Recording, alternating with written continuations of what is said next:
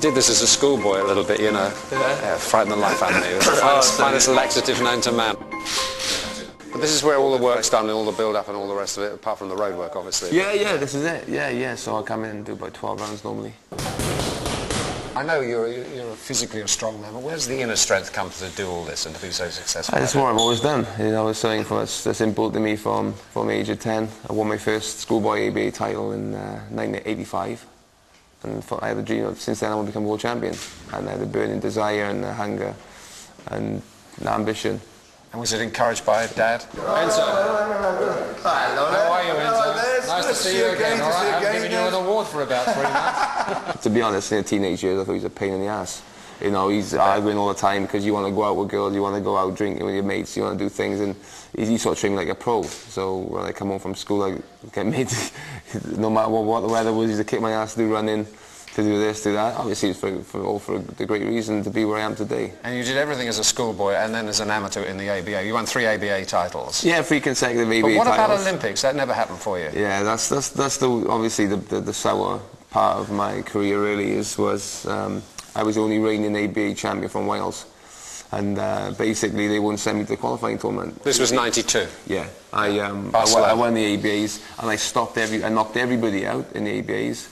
And I stopped Dean Francis, who went on to be an excellent professional, European champion, and also Glenn Catley. I stopped him in the final, and he went on to become a world champion. So the year after that, then I was going to turn pro, and he said, well, nobody's won 3 consecutive ABAs at 3 different weights. We didn't think so. Obviously, there was one back in 1930s. So I thought, no rush to turn pro. I was in 20 or 19, so I was grown into a middleweight, so I thought, okay, I'll do that. So I stopped everybody in the middleweights. So one little regret in your career, but that was as an amateur. Oh, it's a massive no regrets regret at all as a professional? Listen, it's all regrets. At the end of the day, you know, when I look back at my career, even just turning professional and not having any advice, and, you know, to be honest, I was with Mickey Duff and Taylor Lawless, and my first 20-odd fights, I had no, I was a secret. Nobody knew where I was. You know, if I stayed on basic, I don't think I'd ever would have got a world title fight the way my career was going, but everything's meant for a reason. To me, I was meant not to go to the Olympics.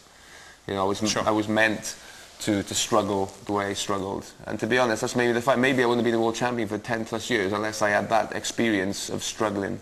And, you know, not like being an Olympic champion like all the Harrison things, you get like £1 million. You're not hungry. You know, boxing is a hungry sport. You need to want, and I was a hungry fighter. So when you're given massive money and you haven't done nothing in the professional ranks, that's a handicap. Because I had to fight to pay the mortgage. I had to fight, you know, the kids, and I had to fight for my livelihood. Yeah. So for that, even come the Eubank fight, if I lost against Eubank, I'm gonna pay the bills. That's the way it was. You went in as a hungry fighter, and I've had that instilled in me. So I've known what it is to struggle, and right through my career, from the amateurs, through injuries, through professional, I've struggled, and that's made me the man I am today. So will I change anything? Will they change it? No, I wouldn't change it, because maybe I would have retired 5 years ago. Maybe a lot more money, but I would have been retired 5 years ago.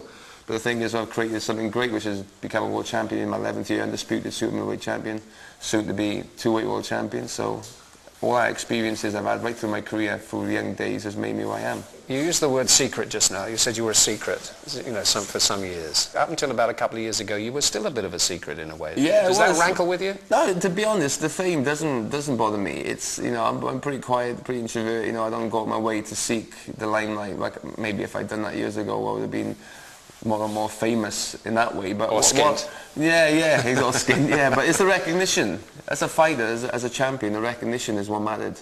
It's to know that you're the best in the world, and that's what I wanted, to be recognised as a great champion. That's what I ever wanted. And I think after my wins, like obviously against Lacey and Mikko Kessler, I think that's what I needed. Obviously, it comes part and parcel. So with the recognition comes the fame, and obviously it's nice. And even, you know, getting a sports personality, you know, it was great, wasn't it? Yeah, it was brilliant for myself and for my dad as well. You know, I just, you know, voted by the public, which was even better. That's what means a lot to me, is, you know, the public, you know, finally recognising, hey, this guy has come up the hard way, and people see the sort of person I am, and they respect that. So obviously very proud for me.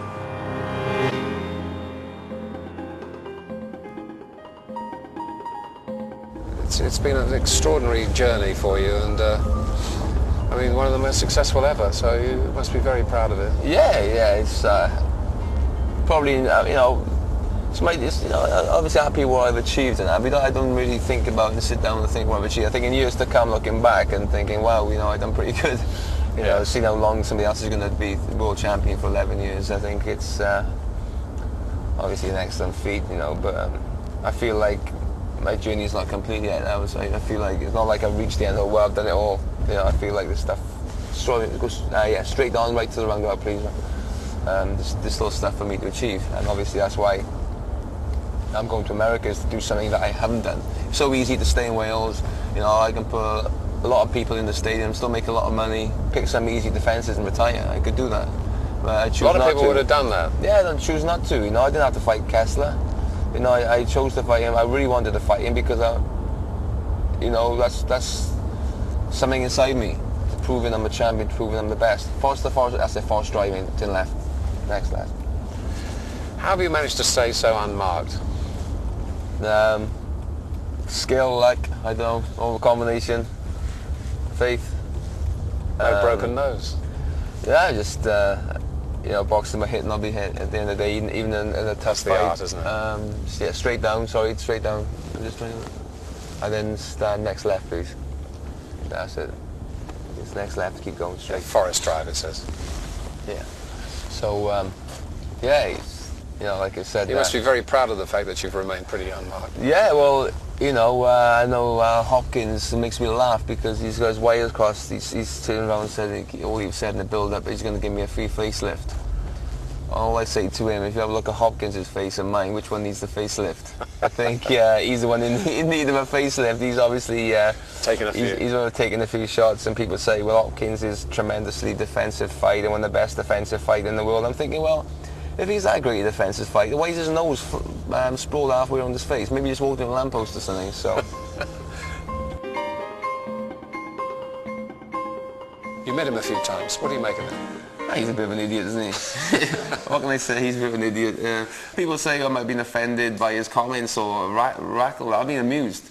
You know, I don't think he understands. He's actually fighting somebody who's more experienced than himself. Although he's 43, I've probably been boxing longer than he's been boxing.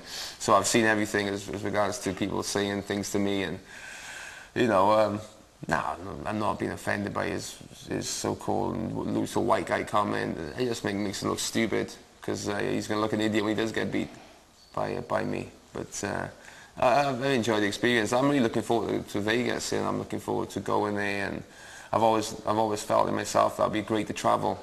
My temperament and my personality, I always believe that I'll take everything in my stride. And you know, it's not a problem because when he gets, you know, I'm going to his place. I'm going to Vegas to fight, but when he's in that ring, he's in my place. That's the way I look at it. That's my place. So as soon as he steps in that ring, he can say what he likes and pull all the stunts he wants to pull. As soon as he steps in that ring, then he's in for a... Because one of the things he said he saw some fear in your eye. I love that. Somebody told me that was really funny. Yeah, obviously, it's quite amusing. But it's good. Just let him think that.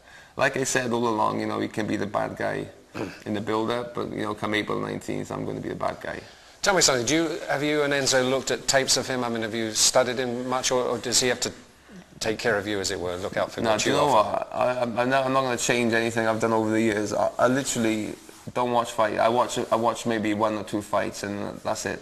And I watch it once, maybe twice. So you come with what you've got to offer and let him worry about it? Yeah, listen, to be honest, I got about, somebody showed me 5 CDs. I watched 1 fight of him. And that's all I need to see. You know, at the end of the day, I've seen him fight in the past. You know, I fell asleep a few of his fights. But basically, he's very clever what he does. He's more of a defensive fighter, you know. He's a dirty fighter as well. You know, he comes in with throws his head a lot in with his right hand. You got to watch out for that. Inside, he gives you a little whack on the blind side of the referee. And obviously, he's going to try and throw dirty tactics. He's going to try and throw me off my game plan. He's going to try and aggravate me and try and get me mad. And obviously, a mad fighter is not a good fighter because when you get mad, all your tactics go out the window. But the thing is, I don't get mad in fights. You do?